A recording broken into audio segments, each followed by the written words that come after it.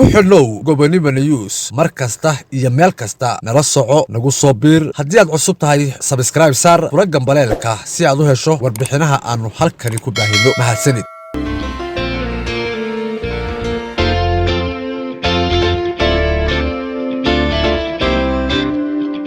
maanta waxaan soo booqday oo xarunta dhaqanka Hargeysa yimi guddida joogtada ah ee golaha guurtida Jamhuuriyadda Soomaaliland runtii waxay aad iyo aad noo farax gelisay in imaanshahaasi uu ka yimi xagooda inay noo soo booqdaan xarunta ay bartaan waxay qabatay ogaadaan waxay u taagantay ogaadaan waxay damacsantay ogaadaan halkay u socoto gaadhaan waxaan aad iyo aad ugu faraxsanahay inaanu isu helay waqti aan isku xog wareysano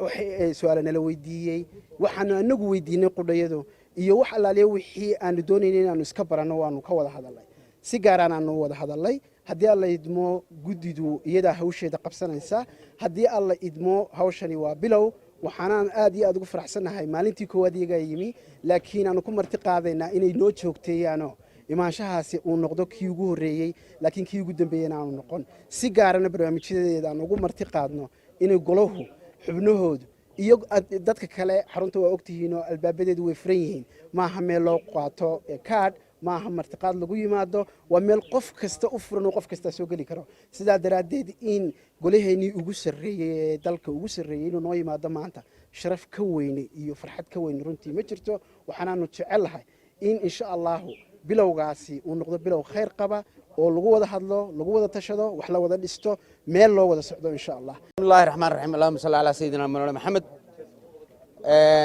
haddaanu nahay guddida joogtada ah ee golaha guurtida Jamhuuriyadda Soomaaliland oo qabata marka uu golahu maqan yahay wixii golahu ku shaqeyn lahaa iyo shaqadii golaha looga baahnaaba qabata waxaanu maanta soo booqanay oo aanu u nimi xarunta dhaqanka Hargeysa oo bariyahanba hawshoodu aad iyo aad ay ugu badnayd maxaan ku raahdaa Soomaaliland waanu wareysanay guda iyo dibadba waanu galay wixii aanu halka ku aragnay aanu kala kulanay waxaanu u geyn doonaa golaha insha Allah si wanaagsan way noogu dhacday waxaananu aad ugu mahad celinaynaa gudoomiyaha jaamac oo si sharaf leh iyo guddidii la socotayba oo si sharaf leh wanaagsan noo qaabishay wixii aan anagu rabnayna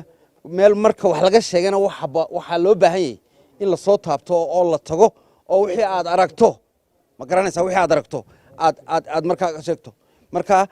life baan u aragnay meeshan wixii ka socotay iyo waxay qabanaysay iyo waxay wadaba golahaygana waan kula noqon